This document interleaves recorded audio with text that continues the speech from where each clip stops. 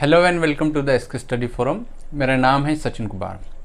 आज हम देखेंगे जो वेक्टर हमने स्टार्ट किया है उसका सेकेंड लेक्चर। इससे पहले हमने लेक्चर 1 लिया है। अगर आपने वो नहीं देखा है तो डिस्क्रिप्शन बॉक्स में मैंने उसकी लिंक दी रखी है, आप वहाँ पे जाके उसे देख सकते हो। तो चलिए फिर शुरू करते हैं आज की क्लास। आपको अपनी पेन और कॉपी निकाल के बैठना है और जो कुछ भी आपको पढ़ाया जाएगा वो नोट डाउन करते जाना है।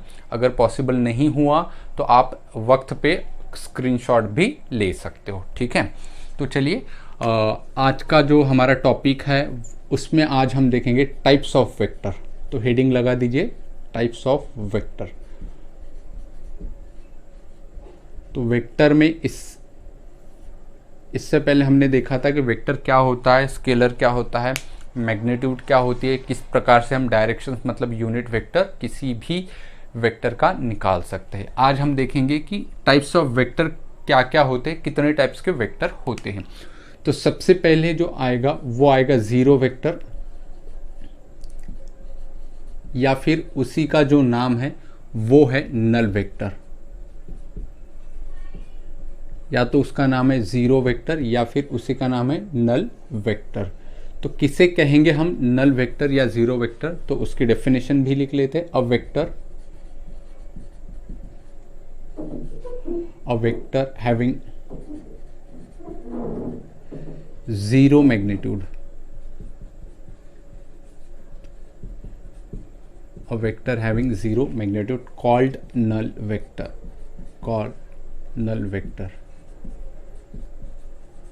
मतलब क्या कि कोई अगर वेक्टर है और उसका अगर मैग्नीट्यूड कितना आ रहा है, 0 आ रहा है, ठीक है, मतलब मैग्नीट्यूड उसको कुछ भी नहीं है, तो वो क्या होगा, जीरो वेक्टर होगा। उसी का नाम नल वेक्टर होगा। इसकी कोई डायरेक्शन नहीं होती है। अब जीरो वेक्टर मतलब उसकी मैग्नीट्यूड ही नहीं है, तो डायरेक्शन हम निकाल ही नहीं सकते हैं। तो इसीलिए ये डिनोट करेंगे हम ऐसे, नल वेक्टर या फिर जीरो वेक्टर। और अगर इसको वेक्टर के फॉर्म में लिखना है तो क्या होगा, 0i plus 0j plus 0k, this is vector null vector, ठीक है। ओके, ये था नंबर 1 जीरो वेक्टर या नल वेक्टर। अब नंबर 2 पे है दोस्तों यहाँ पे निगेटिव वेक्टर। तो नेक्स्ट नंबर 2 है निगेटिव वेक्टर। अब आइए देखते हैं निगेटिव वेक्टर क्या होता है। तो अब सपोज जैसे कि मान लो कि कोई वेक्टर है, ये है वेक्टर ए बी, यहाँ पे कोई पॉइंट है ए और यहाँ पे कोई पॉइंट है बी। तो इसमें हम दो वेक्टर डिफाइन कर सकते हैं, क्योंकि वेक्टर को मैग्नीट्यूड भी होता है, उसके साथ साथ डायरेक्शंस भी होती है। तो एक तो हम जा सकते हैं ए से बी की तरफ और दूसरा जा सकते हैं हम बी से ए की तरफ। तो यहाँ पे एक हुआ वेक्टर ए बी और एक हुआ वेक्टर बी ए। तो दोनों वेक्टर आ चुके हैं। अब मुझे बात बोलो कि वेक्टर ए बी की जो मैग्नीट्यूड होगा वही मैग्नीट्यूड किसका होगा, बी ए का होगा, क्योंकि अगर ए से बी की तरफ जाना है उसको अगर 5 यूनिट लगेगा तो बी से ए की तरफ जाने के लिए भी 5 यूनिट लगेगा। इसका मतलब दोनों का मैग्नीट्यूड सेम है, लेकिन दोनों की जो डायरेक्शंस है वो अपोजिट है, ठीक है। तो इन दोनों को बोलेंगे हम निगेटिव वेक्टर। और निगेटिव वेक्टर इंडिकेट करने के लिए हम इक्वल का साइन लगाएंगे, लेकिन दोनों की जो डायरेक्शंस है वो अपोजिट टू ईच अदर है, तो इसीलिए हमने क्या लगाया, यहाँ पे माइनस वाला साइन लगाया। तो इसकी डेफिनेशन क्या होगी, a vector having same magnitude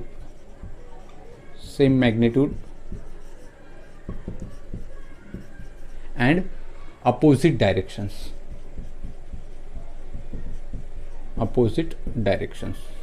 ठीक है। आई बात समझ में। ऐसे वेक्टर कि जिनका जो मैग्नीट्यूड है वो तो सेम होना चाहिए। देखिए दोनों का मैग्नीट्यूड सेम है, और लेकिन जो डायरेक्शंस है वो कैसे होनी चाहिए, दोनों की अपोजिट डायरेक्शंस होनी चाहिए। और इसको लिखने का तरीका क्या है, vector A B equal to minus vector B A, मतलब इक्वल टू का साइन होगा, लेकिन हमें क्या लगाना है, माइनस लगाना है। अगर कहीं पे माइनस आया तो हमें यहाँ पे समझ जाना चाहिए कि ये कौन से वेक्टर हैं, निगेटिव वेक्टर है, जिनकी डायरेक्शन जो है वो अपोजिट होगी और मैग्नीट्यूड जो है वो सेम होगा, ठीक है। तो ये था नंबर 2 निगेटिव वेक्टर। अब नंबर 3 पे चलते हैं, और नंबर 3 पे जो है हमारा वो है इक्वल वेक्टर।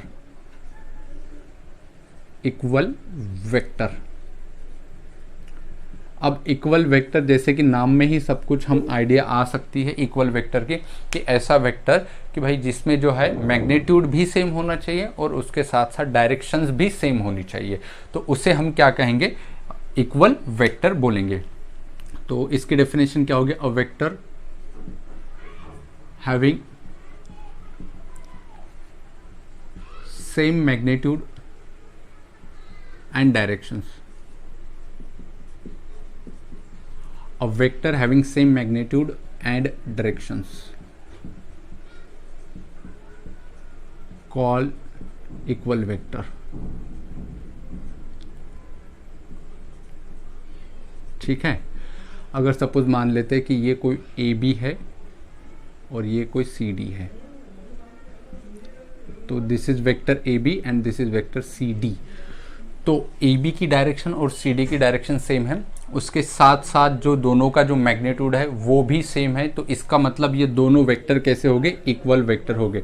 और इसको अगर मुझे इंडिकेट करना है, लिखना है, तो मैं क्या लिखूंगा यहाँ पे, vector A B equals to vector C D. ठीक है, तो डायरेक्टली मैं यहाँ पे ऐसा लिख सकता हूँ। अब आइए नंबर 4 देखते हैं दोस्तों। यहाँ पे नंबर 4 पे है हमारा जो होगा वो होगा पैरेलल वेक्टर। पैरेलल वेक्टर, ठीक है। अब पैरेलल वेक्टर क्या होता है, देखिए दो वेक्टर पैरेलल वेक्टर है, ये अब हम कब कह सकेंगे, जब दोनों की डायरेक्शंस या तो सेम होगी, मतलब एक ही डायरेक्शंस होगी, या फिर अपोजिट डायरेक्शंस होगी। ठीक है, मैग्नीट्यूड कुछ भी हो सकता है, या तो दोनों का सेम या फिर दोनों का डिफरेंट। मैग्नीट्यूड से हमें कोई भी लेना देना नहीं है।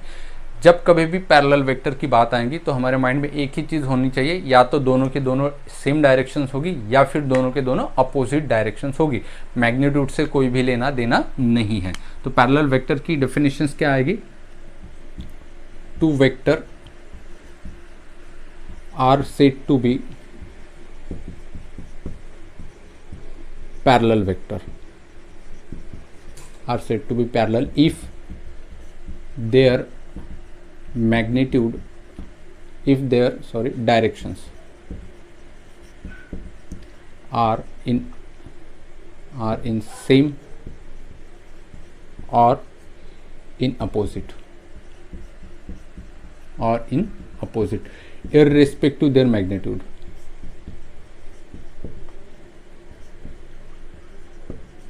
Respect to their magnitude. मतलब मैग्नीट्यूड से हमें कोई भी लेना देना नहीं है, मैग्नीट्यूड चाहे सेम हो या फिर डिफरेंट हो, लेकिन उनकी जो पैरेलल वेक्टर की जो डायरेक्शंस होगी वो या तो सेम हो सकती है या फिर अपोजिट हो सकती है। ठीक है, मतलब एक ऐसा वेक्टर होगा तो ऐसा ये दोनों पैरेलल वेक्टर है, अगर तीसरा ऐसा होगा तो ये भी, these are the parallel vector. तीनों का मैग्नीट्यूड कुछ भी हो सकता है, चाहे सेम हो सकता है या फिर अपोजिट हो सकता है, डिफरेंट हो सकता है। तो मैग्नीट्यूड से हमें कोई भी लेना देना नहीं, बस हमें वहाँ पे क्या देखना है, मैग्नीट्यूड नहीं बल्कि सिर्फ डायरेक्शंस देखना है। तो ये था नंबर 4 पे पैरेलल वेक्टर। अब इसी टॉपिक को आगे बढ़ाते हैं, नंबर 5 पे देखते हैं। नंबर 5 पे है हमारा कोलिनियर वेक्टर। तो हेडिंग लगा लीजिए आप भी, नंबर 5। नंबर 5 है हमारा कोलिनियर वेक्टर।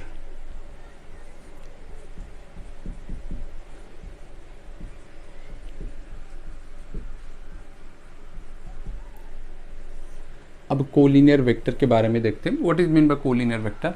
अब दो पैरेलल वेक्टर को ही हम बोलेंगे कोलिनियर वेक्टर। तो ये बहुत सिंपल है, अगर दो वेक्टर मतलब पैरेलल वेक्टर है तो उसी को हम क्या बोलेंगे, कोलिनियर वेक्टर। अब पैरेलल वेक्टर मतलब क्या, या तो फिर डायरेक्शन सेम होगी या तो फिर अपोजिट होगी। मैग्नीट्यूड से अगेन हमें कुछ भी लेना देना नहीं है। तो फिर parallel vector are called as collinear vector. Parallel vector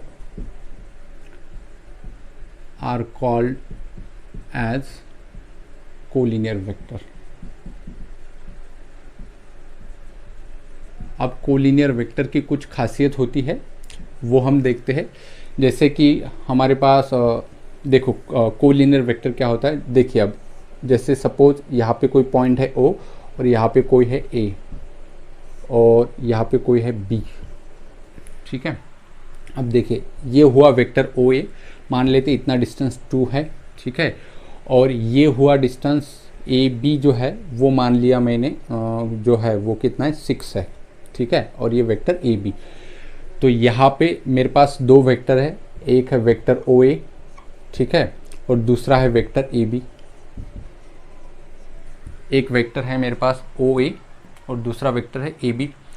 अब ओ ए कितना है 2 मैग्नीट्यूड इसका, और ए बी का मैग्नीट्यूड कितना है 3। तो इसका मैग्नीट्यूड कितना गुना ज़्यादा है, तो 3 टाइम्स ज़्यादा है। तो यहाँ पे इसको ऐसे लिख सकते हैं हम कि भाई वेक्टर ए बी जो है वो वेक्टर ए बी इसके 3 टाइम्स है। मतलब इसको मैंने अगर 3 से मल्टीप्लाई किया तो 3 to the 6 आएगा। तो किसको मल्टीप्लाई करना है, वेक्टर ओ ए को। तो वेक्टर ओ ए को अगर मैं 3 से मल्टीप्लाई करूँगा तो मुझे क्या मिलेगा, वेक्टर ए बी मिलेगा।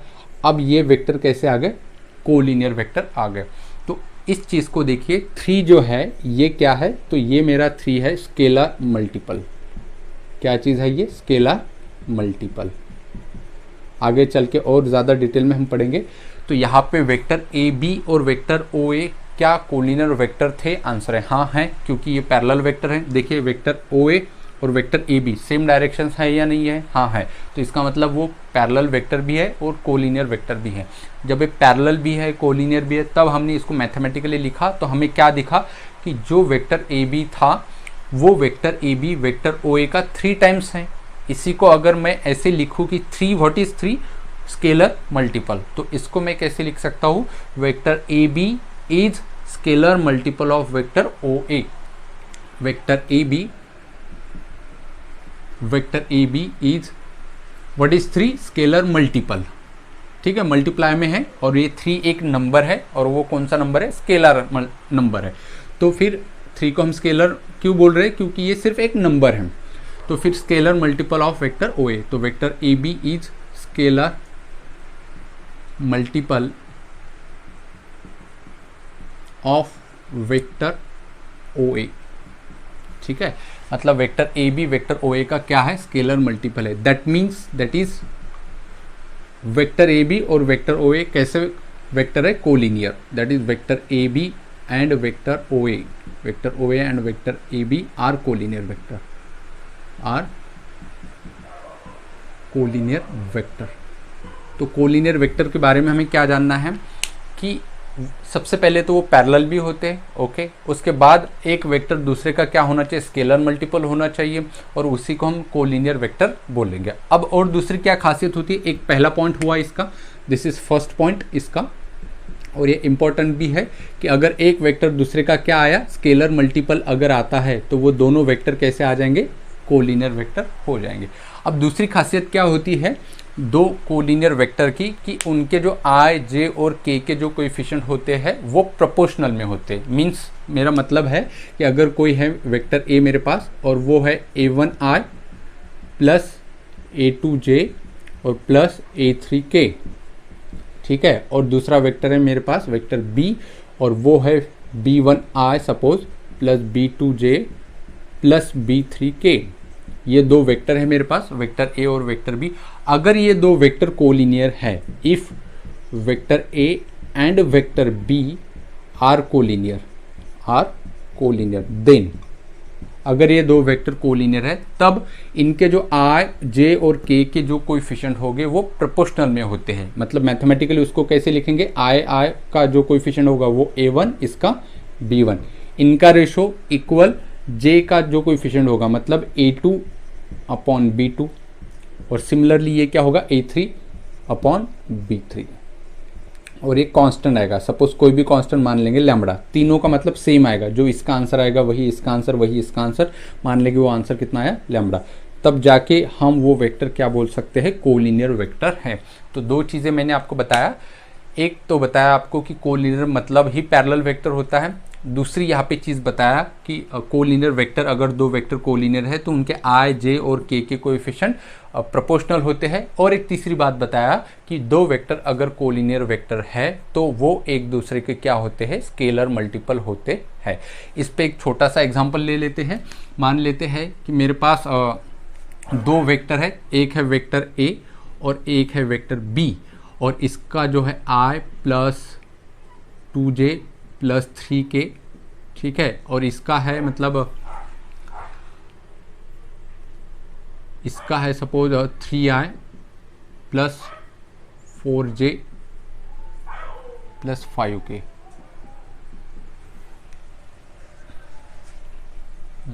1 मिनट, हाँ, इसका 2 करेंगे, इसका 4 करेंगे और इसका 6 करेंगे। चलिए, अब मेरे पास दो वेक्टर है, एक है वेक्टर ए आई प्लस जे प्लस के, आई प्लस 2j प्लस 3k, और वेक्टर बी है 2i plus 4j plus 6k। अब मुझे देखना है कि यहाँ पे क्या वेक्टर ए और वेक्टर बी कोलिनियर वेक्टर है, मतलब पैरेलल वेक्टर है। तो हम चेक कर सकते हैं, कोई भी एक लगा के, या तो लगाएंगे ये वाला लगा सकते हैं, या तो फिर उनके जो देखेंगे हम कि आई जे और के कोएफिशिएंट प्रोपोर्शनल में है क्या। तो देखेंगे यहाँ पे आई जे और के कोएफिशिएंट यहाँ पे कुछ नहीं, मतलब 1 है। तो a1 कितना हुआ, कंपेयर कीजिए, ये a1, a2 और a3, ये b1, b2 और b3। तो क्या होता है, a1 अपॉन b1, सॉरी यहाँ पे b1 आ जाएगा, a1 upon b1, a2 upon b2, a3 upon b3। तो यहाँ पे इसका कोएफिशिएंट कितना है 1, इसका कोएफिशिएंट कितना है 2, इक्वल्स टू j का कोएफिशिएंट 2, इसका कोएफिशिएंट 2, और ये देखेंगे इसका k का 3 और इसका जो k का है वो 6 है। क्या ये इक्वल है, ये कितना आया 1/2, ये 4 है, सॉरी, हाँ, ये कितना आया 1/2। 2/4 का भी आंसर कितना आएगा, अगेन इसको कम करके 1/2 ही आएगा, और 3/6 का भी आंसर जो है वो कितना आएगा 1/2। तो जो लैम्बडा आया कांस्टेंट वो कितना है 1/2, मतलब तीनों का आंसर सेम आ चुका है। आई का जो कोएफिशिएंट, जे का कोएफिशिएंट और के का कोएफिशिएंट, इन सारी की जो वैल्यूज है वो प्रोपोर्शनल में है। इसका मतलब वेक्टर ए और वेक्टर बी जो है वो कोलिनियर वेक्टर है। Therefore vector A and vector B are collinear. ठीक है, तो अगर आपको कहीं पर भी कोलिनियर वाली कंडीशन मिलती है तो आपको 3 चीज़ याद रखनी चाहिए। कोलिनियर मतलब पैरेलल, और उसमें क्या होता है, एक वेक्टर दूसरे का स्केलर मल्टीपल होता है, और क्या होता है कि उनके आई जे और के कोएफिशिएंट जो है वो प्रोपोर्शनल में होते हैं। तो अब देखते हैं नंबर 6 पे जो है वो है हमारा कोप्लेनर वेक्टर। तो नेक्स्ट हेडिंग है हमारा कोप्लेनर वेक्टर। इसको समझते हैं कि कोप्लेनर वेक्टर का मतलब क्या होता है। अब देखिए, मेरे पास एक प्लेन है, प्लेन के लिए दो वेक्टर काफ़ी होते हैं। जैसे कि मेरे पास ये एक वेक्टर है और ये एक वेक्टर है सपोज, ठीक है। तो इनको मैं जितना बड़ा करूँगा उतना मुझे ये स्पेस मिलेगा दो वेक्टर से, ठीक है। इसको भी बढ़ाया और इसको भी बढ़ाया, तो ये जो स्पेस मिला मुझे, इस स्पेस को मैंने बोल दिया प्लेन, ठीक है। तो ये जो प्लेन मिला मुझे, ये दो वेक्टर की वजह से मिला, ठीक है। अब ऐसे बहुत सारे प्लेन हो गए, जैसे कि एक आपने देखा होगा क्यूबॉइड,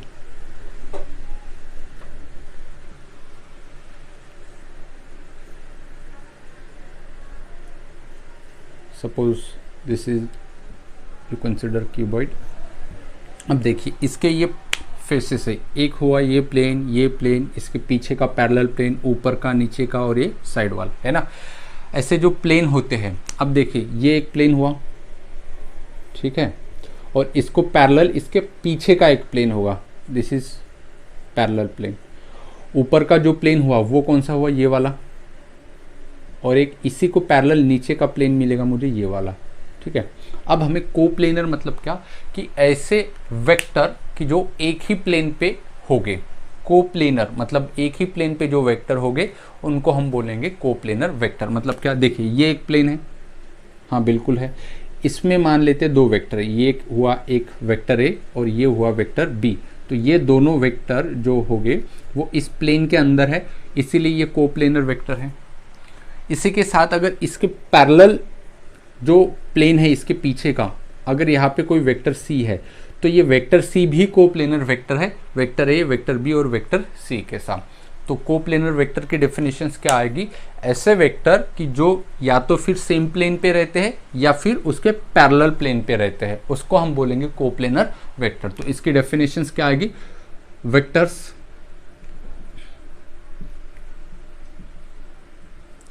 लाइज इन सेम और in parallel plane, parallel plane, ठीक है, कॉल्ड कोप्लेनर वेक्टर।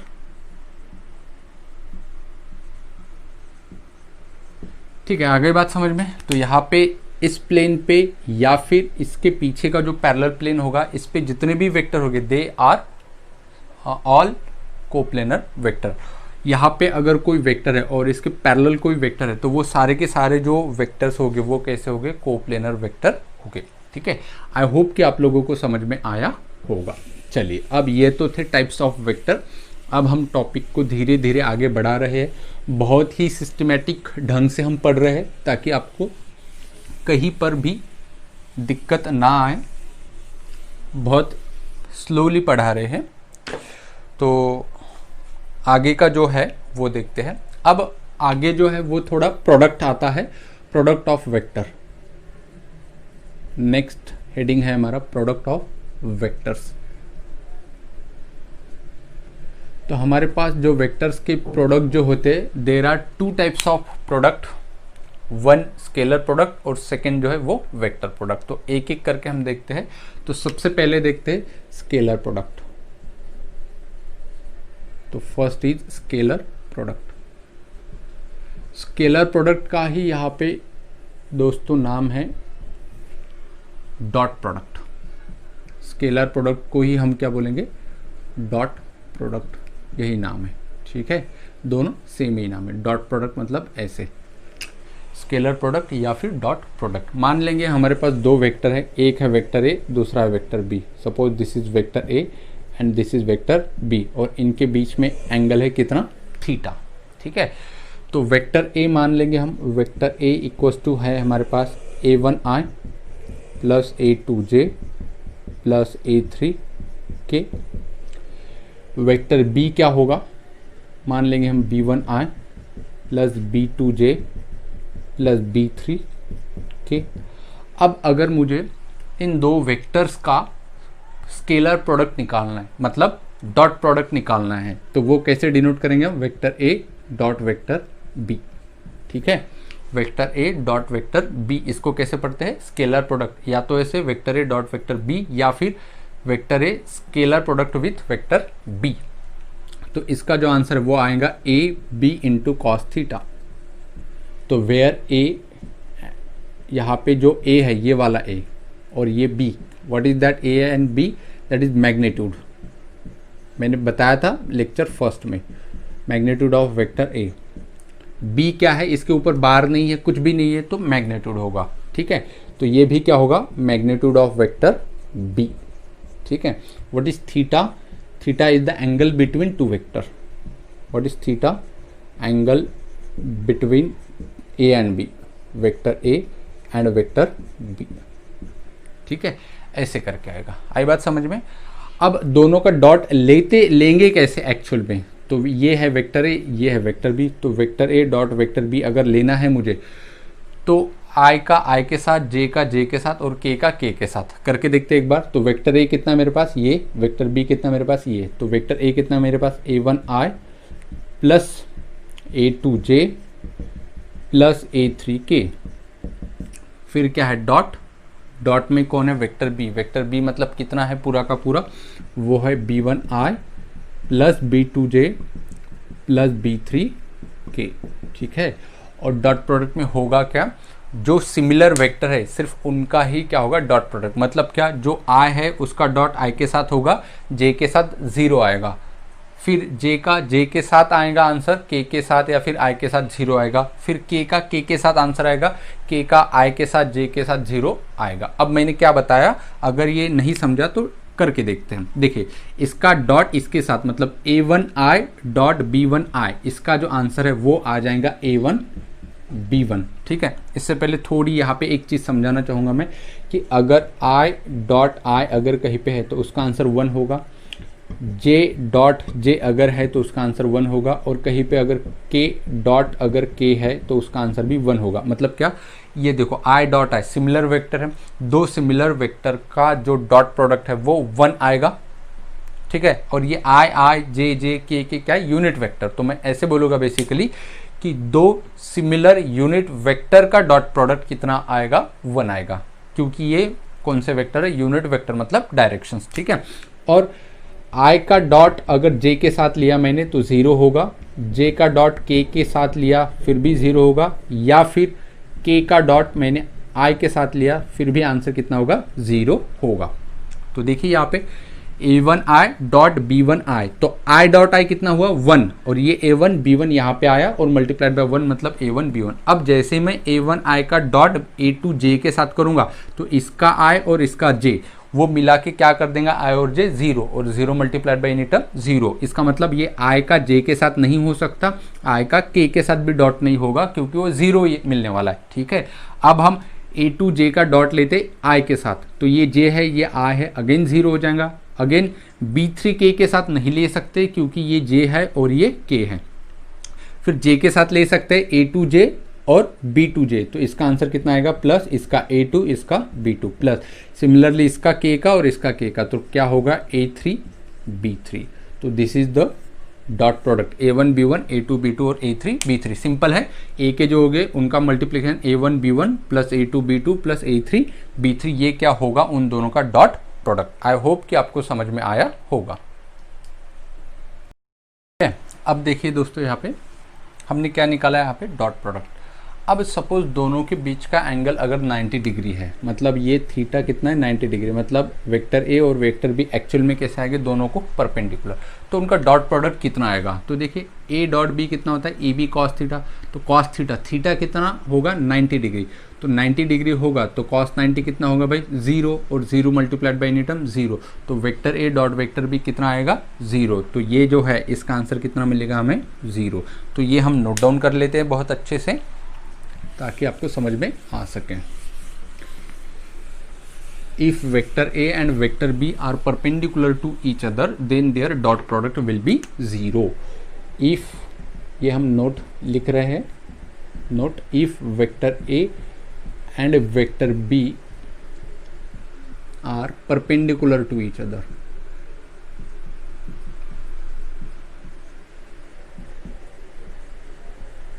अदर, ठीक है। इसका मतलब जो एंगल है दोनों के बीच का वो कितना है 90 डिग्री या फिर π/2 रेडियन। तो क्या होगा, vector A dot vector B equals to 0 और vector A dot vector B equals to 0, मतलब अभी हमने निकाला a1 फिर b1 plus a2 b2 plus a3 b3 equals to 0। ये कब होगा, जब ये एक दूसरे को परपेंडिकुलर हो गए तब। ठीक है, और क्या बताया था मैंने कि यहाँ पे और एक चीज़ कि i dot i, second notes, i dot i कितना होता है 1, फिर j dot j equals to 1, फिर k dot k equals to 1। मतलब देखिए दोनों सिमिलर है, ये भी सिमिलर है, ये भी सिमिलर, और ये i j के होते क्या है यूनिट वेक्टर, मतलब सिमिलर यूनिट वेक्टर का डॉट प्रोडक्ट 1 होगा। अगर मैं सिमिलर नहीं लूँगा, अनसिमिलर लूँगा, ठीक है, तो क्या होगा i डॉट j, इसका आंसर 0, फिर j डॉट k, इसका आंसर भी 0, या फिर k डॉट i, इसका आंसर भी 0। डिसिमिलर जो होंगे उनका यूनिट वेक्टर का जो डॉट प्रोडक्ट होगा वो क्या होगा 0 होगा। ठीक है, अगर कहीं पे मान लो कि ऐसा आया vector a dot vector a, इसका आंसर क्या होगा, तो इसका आंसर 1 नहीं होगा। क्यों 1 नहीं होगा, क्योंकि ये जो है ये यूनिट वेक्टर नहीं है, इसके ऊपर तो कैप नहीं है, इन सारे के ऊपर कैप है, तो इसका आंसर जो है वो क्या आएगा a स्क्वायर। ठीक है, यहाँ पे इनका जो मैग्नीट्यूड है, मतलब मैग्नीट्यूड का स्क्वायर आता है, तो यहाँ पे i j और k का मैग्नीट्यूड कितना है, यूनिट वेक्टर है तो 1, पिछली क्लास में बताया था, तो 1 का स्क्वायर 1 ही होगा, यहाँ पे भी 1 का स्क्वायर 1 और 1 का स्क्वायर 1। यहाँ पे अगर vector a dot vector a आया तो ये a स्क्वायर, अगर vector b dot vector b आया तो वो क्या होगा सिंपली b स्क्वायर। तो ये चीज़ आपको याद रखनी है। अब आइए एक छोटा सा एग्जाम्पल करके देखते हैं ताकि आपको ये जो मैंने अभी पढ़ाया ये बहुत ज़्यादा अच्छे से समझ में आ सके। एग्जाम्पल, सपोज मेरे पास जो वेक्टर a है वो है मेरे पास i plus 2j plus 3k, तो 1i plus 2j plus 3k, ये कोई वेक्टर है मेरे पास। और सेकेंड जो वेक्टर है वो है मेरे पास वेक्टर b, और वो है 2i plus 4j minus 2k, ये मेरे पास सेकेंड वेक्टर है। और मुझे फाइंड करने को बोला गया है, find vector a dot vector b equals to question marks. ठीक है, तो vector A dot vector B मुझे निकालना है। तो कैसे निकालूंगा मैं, वेक्टर ए भी पता है, वेक्टर बी भी पता है, तो vector A dot vector B क्या होता है, a1 a2 a1 b1 plus a2 b2 plus a3 b3। तो इसका 1 मल्टीप्लाइड बाई 2, फिर प्लस इसका 2 मल्टीप्लाइड बाई 4, फिर प्लस इसका 3 मल्टीप्लाइड बाय -2। तो क्या होगा ये 2 plus 4 to the 8 minus 3 to the 6। तो ये क्या होगा 10 माइनस 6, और जो फाइनल आंसर है वो कितना आ जाएगा 4। तो यहाँ से हमें पता चला कि vector A dot vector B जो आंसर आया वो कितना आया 4 आया। तो ये जो 4 आया ये एक नंबर आया, ये क्या आया मेरे पास एक नंबर। तो हमें ये याद रखना है हमेशा कि जो डॉट प्रोडक्ट होगा हमेशा या फिर स्केलर प्रोडक्ट होगा उसका जो आंसर है वो एक नंबर आएगा कांस्टेंट, चाहे वो 0 हो सकता है 1 2 3 या फिर नेगेटिव भी हो सकता है। देखिए यहाँ पे कितना आया 4 आया। तो हमें याद रखना है कि स्केलर प्रोडक्ट या फिर डॉट प्रोडक्ट जो होगा वो क्या होगा, एक हमेशा नंबर ही होगा। अब आइए देखते हैं दोस्तों नेक्स्ट जो प्रोडक्ट है वो हमारा नंबर 2 पे है वेक्टर प्रोडक्ट। तो हेडिंग लगा लीजिए वेक्टर प्रोडक्ट, या उसी को बोलते हैं हम क्रॉस प्रोडक्ट। ठीक है, वेक्टर प्रोडक्ट या फिर क्रॉस प्रोडक्ट एक ही चीज़ है, हम ऐसे यूज़ करेंगे क्रॉस। तो सबसे पहले देखते हैं कि अगर कोई दो वेक्टर हैं मेरे पास, एक है ए और एक है B, this is vector A and this is vector B, और इनके बीच एंगल है थीटा। तो ए क्रॉस बी क्या होगा, vector A cross vector B. ठीक है, तो इसका आंसर आएगा a into B into sine theta into n cap. ठीक है, अब ये एन कैप क्या होता है ये समझते हैं। ए क्या होगा magnitude of vector A, B क्या होगा magnitude of vector B, sine theta, theta क्या होगा the angle between the two vector, और एन कैप होगा unit vector along A cross B. ठीक है, और ए क्रॉस बी एक खुद वेक्टर क्वांटिटी होगी क्योंकि इसका नाम ही वेक्टर प्रोडक्ट है। तो इसका आंसर, जैसे कि स्केलर प्रोडक्ट में हमने देखा था कि स्केलर प्रोडक्ट एक आंसर आया था, एक नंबर आया था। ठीक है, लेकिन वेक्टर प्रोडक्ट एक क्या आएगा, खुद वेक्टर आएगा। और ये जो ए क्रॉस बी है इसकी जो डायरेक्शंस होगी वो perpendicular to plane of that vector A and vector B, this is vector A and vector B. ठीक है, अब ये क्या चीज़ है, देखो मेरे पास दो वेक्टर है, सपोज ये वेक्टर ए है और ये वेक्टर बी है। अगर मैं vector A cross vector B निकालता हूँ तो उसकी जो डायरेक्शंस होगी वो इन दोनों के प्लेन को परपेंडिकुलर होगा। जैसे कि ये है ए और ये है बी, अगर मैं ए क्रॉस बी निकालूंगा तो उसका जो होगा वो परपेंडिकुलर होगा, मतलब ऐसे आएगा यहाँ पे। ठीक है, ऐसे, मतलब ये पूरा जो प्लेन है ए और बी की वजह से, इससे पहले मैंने बताया था कि प्लेन के लिए दो वेक्टर ज़रूरी है। तो ये दो वेक्टर है, दो लाइन है, इनका जो प्लेन आया इनको परपेंडिकुलर होगा कौन, ए क्रॉस बी, ये हमेशा याद रखना। और उसी का जो डायरेक्शंस होगी वो मतलब क्या यहाँ पे एन कैप। एन कैप क्या है, यूनिट वेक्टर, मतलब डायरेक्शंस किसके अलोंग, ए क्रॉस बी के अलोंग। ठीक है, तो अब देखते हैं हम कि एक्चुअल में हम ए क्रॉस बी कैसे निकालते हैं। तो मान लेंगे मेरे पास वेक्टर ए है, a1i plus a2j plus a3 के, ये कोई वेक्टर है। वेक्टर बी है हमारे पास b1i b2j प्लस b3 के। ठीक है, और मुझे फाइंड करना है vector A cross vector B. तो कैसे निकालूंगा मैं, vector A cross vector B equals to क्या होगा, डिटर्मिनेंट में पहला रो होगा आई जे और के का, फिर सेकेंड रो होगा ए के आई जे और के कोएफिशिएंट, उसके नीचे थर्ड रो होगा बी के आई जे के कोएफिशिएंट। तो यहाँ पे ए के आई जे के कोएफिशिएंट कितना है, a1 a2 a3। तो आई राइट हियर a1 a2 और a3। और थर्ड रो में क्या आएगा, वेक्टर बी का जो है उसके आई जे और के कोएफिशिएंट। तो क्या आएगा b1 b2 और b3। So b1 b2 and b3। ये जो डिटर्मिनेंट हम सॉल्व करेंगे, हमें पता है डिटर्मिनेंट कैसे सॉल्व करते हैं। तो इसका जो आंसर आएगा वो एक खुद वेक्टर में आएगा। तो यहाँ से हमें क्या मिलेगा, vector A cross vector B. ठीक है, आए बात समझ में। तो चलिए इसका जो आंसर आएगा वो खुद क्या होगा, एक वेक्टर होगा जिसमें आई जे और के प्रेजेंट होंगे।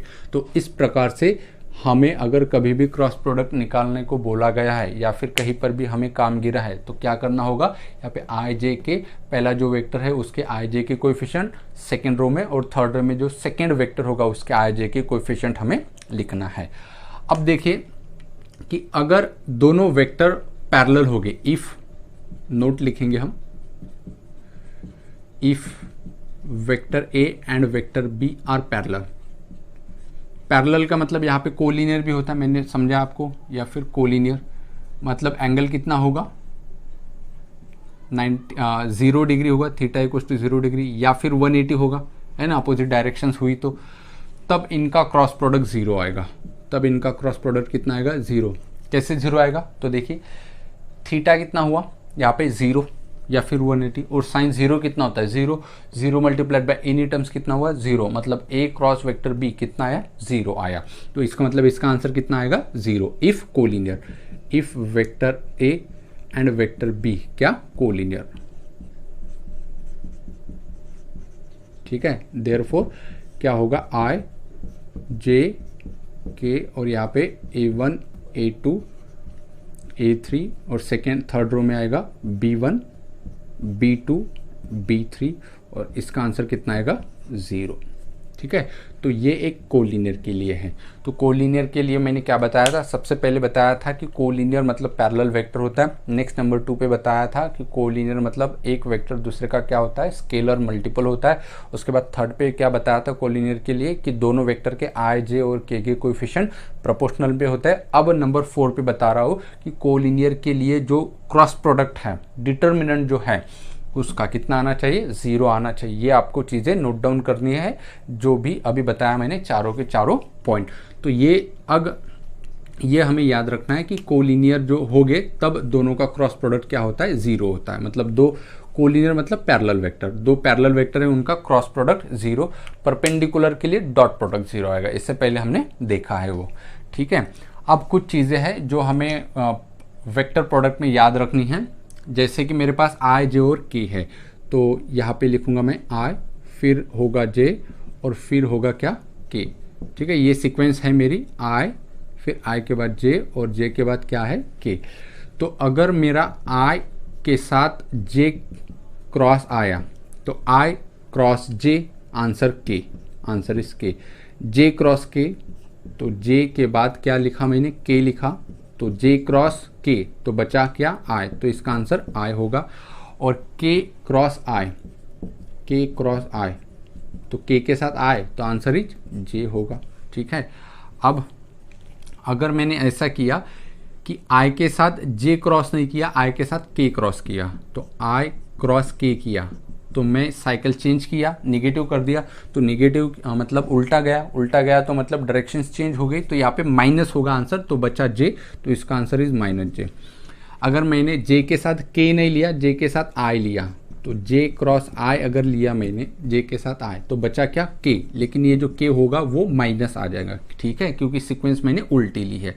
तो अब अगर मैं जे के साथ के नहीं लूँगा, के साथ जे लूँगा, के क्रॉस अगर मैं करता हूँ जे तो बचा कौन आई, लेकिन ये आई जो है वो माइनस में आएगा क्योंकि मैं उल्टा गया, तो के क्रॉस जे लिखा तो इसका आंसर माइनस आई। तो ये आपको याद रखनी है। फिर अगर सिमिलर अगर कोई दो वेक्टर हो गए उनका क्रॉस प्रोडक्ट 0 होता है, तो जैसे आई का क्रॉस आई के साथ लेना है तो उसका आंसर 0 आएगा, जे क्रॉस जे उसका आंसर 0 आएगा, और फिर के क्रॉस के उसका आंसर भी 0 आएगा। जैसे हमने डॉट प्रोडक्ट में देखा था कि अनसिमिलर जो हो गए डिसिमिलर जो हो गए उनका वो जो दो वेक्टर हो गए यूनिट वेक्टर उनका क्रॉस डॉट प्रोडक्ट 0 आएगा। यहाँ पे अगर दोनों सिमिलर आए तो उनका क्रॉस प्रोडक्ट 0 आता है, वहाँ पे डॉट प्रोडक्ट 0 आएगा किसका, जो डिसिमिलर हो गए मतलब सिमिलर नहीं हो गए वहाँ पे डॉट प्रोडक्ट 0। लेकिन क्रॉस प्रोडक्ट में क्या चीज़ है, अगर सिमिलर कोई क्वांटिटीज आती है दोनों वेक्टर तो उनका क्रॉस प्रोडक्ट 0। अगर सिमिलरली अगर मैंने ऐसा बोला vector A cross vector A तो इसका आंसर कितना होगा 0, vector B cross vector B answer क्या आएगा 0। मतलब क्रॉस वेक्टर में रिपीटेशन आया एक ही वेक्टर 2 बार तो उसका आंसर कितना मिलेगा, मुझे हमेशा ही क्या मिलेगा 0 मिलेगा। चलिए, आई होप कि आप लोगों को ये सब कुछ समझ में आया होगा। तो इसको मिटा देते हैं। ठीक है, तो इसको आपको लिखना है अच्छे तरीके से, जो भी मैंने पॉइंट बताए थे। कोलिनियर के लिए मैंने 4 पॉइंट बताए थे, तो चारों पॉइंट आपको नोट डाउन करना है। अब हम इस पे एक छोटा सा एग्जांपल करते हैं और सारे के सारे जो डिटेल है, क्रॉस वेक्टर कैसे निकाला क्रॉस प्रोडक्ट कैसे निकाला जाता है या फिर वेक्टर प्रोडक्ट कैसे निकाला जाता है, ये सारी जो चीज़ है वो हम एक एग्जांपल के थ्रू समझते हैं। तो एग्जांपल है, सपोज एग्जांपल 1, तो ए के कोऑर्डिनेट पता है और बी के कोऑर्डिनेट पता है, और तीसरा पॉइंट है सी, उसके कोऑर्डिनेट पता है। तो ए है मेरे पास 1 2 3, ठीक है, और बी जो है मेरे पास वो है 3 4 5, और जो सी है मेरे पास वो है 5 6 7, 5 6 एंड 7। और फाइंड है क्वेश्चन में, क्या क्या फाइंड करना है वो भी देख लेते हैं। Find vector O A, vector O B, vector O C, vector O C and vector A B, vector A C, फिर magnitude of vector A B, फिर magnitude of vector A C and दोनों का dot product A B dot A C and last में A B cross A C, A B cross A C. ठीक है, एक ही question में सारे quantity हम समझ लेंगे ताकि आपको अब तक जो हमने पढ़ा है वो अच्छे तरीके से समझ में आ सके। ठीक है, तो ए है, बी है और सी है मेरे पास, तो ये सारी चीज़ें मुझे निकालना है। तो बहुत सिंपल क्वेश्चन है, एक एक करके हम क्वेश्चंस पे आ जाएंगे। तो ये हो गए coordinate axis, X axis, Y axis और जेड एक्सिस, एक्स वाई और जेड एक्सिस। ठीक है, तो ये पॉइंट है कोई A, this is point A, ये सेकेंड पॉइंट है बी, मान लेंगे ये कोई पॉइंट है B, and this is the point C. तो हमने क्या क्या फाइंड करना है, ओ A, O B, O C. तो ये रहा ओ इज द ओरिजिन, तो ये रहा ओ बी, ओ बी ए ओ ए, और ये रहा ओ बी और ये रहा ओ सी। तो ओ A, O B and O C, ये क्या चीज़ है, सारे के सारे पोजीशन वेक्टर। क्यों? क्योंकि ओरिजिन के साथ वो जॉइंटेड है। तो ओरिजिन अगर इसमें आया तो ये ओ ए, ओ बी और O C are the position vector. Okay, और वो सवाल है कि कैसे निकाले जाते हैं, तो बहुत सिंपल है, जो ए के कोऑर्डिनेट हो गए उसको आई जे के लगाना, एडिशन करने। बी का पोजीशन वेक्टर कैसे निकालेंगे, बी के जो कोऑर्डिनेट है उसको आई जे के लगाएंगे और एडिशन कर देंगे। सी का पोजीशन कैसे निकालेंगे, सेम वे में। तो वेक्टर ओ ए कैसे निकालेंगे, वेक्टर ओ ए को मैं वेक्टर ए भी बोल सकता हूँ, जैसे कि पिछले लेक्चर में मैंने बताया था डिटेल में। तो वेक्टर ओ ए या फिर वेक्टर ए क्या होगा, 1i 2j plus 3k। तो I write here I plus 2j plus 3k. This is vector OA, that is the position vector of point A. What is vector OB? OB को हम vector B बोल सकेंगे। This is the position vector of point B. तो B के coordinate 3 4 5 है, तो I write here 3i plus 4j plus 5k। ठीक है, एंड नेक्स्ट इज क्या पूछा, OC। OC को हम क्या लिख सकते हैं, वेक्टर सी। और वेक्टर सी कैसे फाइंड करेंगे, सी के जो कोऑर्डिनेट है उसको आई जे के लगाएंगे, तो क्या मिलेगा, 5i plus 6j plus 7k। ठीक है, this is vector O C. तो ये तो बहुत सिंपल था, O A, O B and O C are the position vector. अब नेक्स्ट निकाल लेते हैं। नेक्स्ट क्या है यहाँ पे, वेक्टर ए बी। तो वेक्टर ए बी डायग्राम में देखेंगे कहाँ पे, तो ए रहा ए और ये रहा बी, तो ये रहा वेक्टर ए बी। क्या vector A B position vector है? क्या ये ओरिजिन से पास आउट होता है? आंसर है नहीं। तो ये पोजीशन वेक्टर नहीं है, ये एक फ्री वेक्टर है। तो वेक्टर ए बी कैसे कैलकुलेट करेंगे, सेकेंड वाला पॉइंट का पोजीशन वेक्टर माइनस फर्स्ट वाला पॉइंट का position vector, vector B minus vector है। तो बी कहाँ पे, ये रहा B, 3i plus 4j plus 5k, minus vector A कहाँ पे, ये रहा vector A, i plus 2j plus 3k। ठीक है, तो माइनस करेंगे तो 3i माइनस i तो 2i, फिर 4j माइनस 2j तो answer is 2j, 4k minus 3k तो आंसर इज प्लस 2k। ठीक है, तो ये रहा वेक्टर ए बी। तो वेक्टर ए बी भी हमने फाइंड किया। अब क्या पूछा है, वेक्टर ए सी। तो वेक्टर ए सी कैसे निकलेगा, सेम वे से, इसका पोजीशन वेक्टर माइनस इसका पोजीशन वेक्टर, तो c माइनस ए, तो c ये रहा 5 6 7, तो 5i plus 6j plus 7k। ठीक है, minus vector A, vector A ये रहा 1 2 3, तो i plus 2j plus 3k। तो सब्ट्रैक्शंस कर देंगे तो वेक्टर ए सी मिलेगा। तो 5i minus i that is 4i, 6j minus 2j that is 4j, 7k minus 3k, तो answer is 4k। This is what vector A C. तो vector A सी भी हमने फाइंड किया। अब क्या मिला बचा, वेक्टर ए बी का मैग्नीट्यूड। तो यहाँ पे फाइंड करेंगे हम वेक्टर ए बी का मैग्नीट्यूड। तो ए बी का मैग्नीट्यूड, तो मैग्नीट्यूड कैसे निकाला जाता है, तो क्या बताया था मैंने लास्ट लेक्चर में, मैग्नीट्यूड लेना है तो स्क्वायर रूट में आई, जे और के जो कोएफिशिएंट है उनके स्क्वायर की एडिशन। तो ए बी कहाँ पे है, ये रहा वेक्टर ए बी। तो 2 2 2, तो क्या होगा स्क्वायर रूट में ये 2 का स्क्वायर प्लस 2 का स्क्वायर प्लस 2 का square, 2 square plus 2 square plus 2 square, तो ये 4 4 4, 4 प्लस 4 प्लस 4, तो 4√3 हो जाएगा। ठीक है, तो ये 4 4 4 कितना हुआ 12, 12 को क्या लिख सकते हैं 4 इंटू 3, 4 बाहर आ जाएगा तो 2√3, ये हो जाएगा वेक्टर ए बी का जो है वो मैग्नीट्यूड। ठीक है, तो वेक्टर ए बी का मैग्नीट्यूड भी हो चुका है। अब क्या बचा है मेरे पास, वेक्टर ए सी का मैग्नीट्यूड निकालना है मुझे। तो वेक्टर ए सी का मैग्नीट्यूड जो है वो कैसे निकाला जाएगा, तो सिंपली ए सी जहाँ पे है, ए सी ये रहा, तो वेक्टर ए सी का मैग्नीट्यूड यहाँ से निकालेंगे, ये रहा मैग्नीट्यूड। तो मैग्नीट्यूड के लिए अगेन ये, तो क्या होगा 4 square plus 4 square plus 4 square, तो 4 square plus 4 square plus 4 square, तो इसको क्या लिख सकते हैं हम 3 इंटू 16, है ना, 4 स्क्वायर प्लस 4 स्क्वायर प्लस ये 16 16 16, तो 16 इंटू 3, तो आंसर इज ये 4√3। दिस इज वेक्टर ए सी का मैग्नीट्यूड।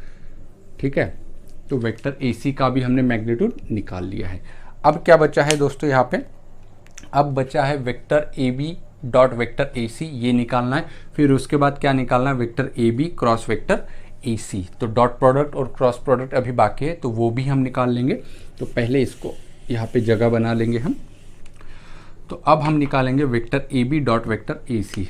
तो नेक्स्ट इज यहाँ पे vector A B dot vector A C. तो कैसे निकालेंगे, ये ए बी है, ये ए सी है, तो दोनों का क्या लेना है हमें, डॉट। डॉट कैसे लिया जाता है, आई का आई वाले के साथ, जे का जे वाले के साथ, के का के वाले के साथ मल्टीप्लिकेशन और सब की एडिशन। तो ये आई, ये भी आई, तो ये 2 इंटू 4 कितना हुआ 8, प्लस ये 2 कितना हुआ 8, अगेन ये 8, तो ये 8 प्लस 8 प्लस 8 कितना हुआ 24 यूनिट। देखिए एक नंबर आया है डॉट प्रोडक्ट, जैसे कि मैंने बताया भी था आपको। तो vector A B cross dot vector A C कितना आया 24 यूनिट। अब हमें निकालना है दोनों का क्या निकालना है अभी, क्रॉस प्रोडक्ट। तो क्रॉस प्रोडक्ट कैसे निकाला जाता है, इसको मिटा देंगे। तो क्रॉस प्रोडक्ट के लिए हमें डिटर्मिनेंट निकालना होगा। तो next is vector A B cross vector A C. तो क्या करना होगा, यहाँ पे आई जे और के कोएफिशिएंट, फिर ए बी के आई जे के कोएफिशिएंट 2 2 2, तो आई राइट हियर 2 2 2, एंड ए सी के आई जे के कोएफिशिएंट 4 4 और 4, तो क्या मिलेगा 4 4 एंड 4, तो क्या होगा ठीक है। तो चलिए ये आई, ये क्या होगा, ये कैंसिल, ये cancel, 4 to the 8 minus 4 to the 8, तो 8 माइनस 8, फिर ये माइनस जे, फिर इसको और इसको कैंसिल करेंगे, 4 to the 8 minus 4 to the 8, तो 8 माइनस 8 प्लस वेक्टर के, ये कितना होगा 8 माइनस 8, तो 8 माइनस 8, तो सारा ज़ीरो हो जाएगा। इसका मतलब जो क्रॉस प्रोडक्ट है वो कितना आया है, vector A B cross vector A C कितना मिला मुझे 0। तो पता लगाइए कि वेक्टर ए बी और वेक्टर ए सी एक्चुअल में कैसे हो गए। तो क्रॉस प्रोडक्ट 0 आया है, मतलब vector A B and vector A C कैसे हो गए, एक दूसरे को कोलिनियर वेक्टर हो गए। अभी मैंने बताया था, that means A B and A C, vector A B and vector A C are collinear vector. ठीक है, तो ये बात आपको यहाँ पे समझनी चाहिए। आई होप कि आप लोगों को समझ में आया होगा। तो एक क्वेश्चन मैं आपको होमवर्क के लिए दे रहा हूँ, आपको यही सब कुछ फाइंड करना है। तो सिर्फ मैं क्या कर रहा हूँ, यहाँ पे जो ए बी सी है उसके जो कोऑर्डिनेट है वो चेंज कर रहा हूँ। तो ए जो है उसके कोऑर्डिनेट यहाँ पे लिखा मैंने 0 1 माइनस 3, बी के कोऑर्डिनेट है मेरे पास 3 4 माइनस 1, और सी के कोऑर्डिनेट है मेरे पास 1 3 एंड -1 3 एंड 2।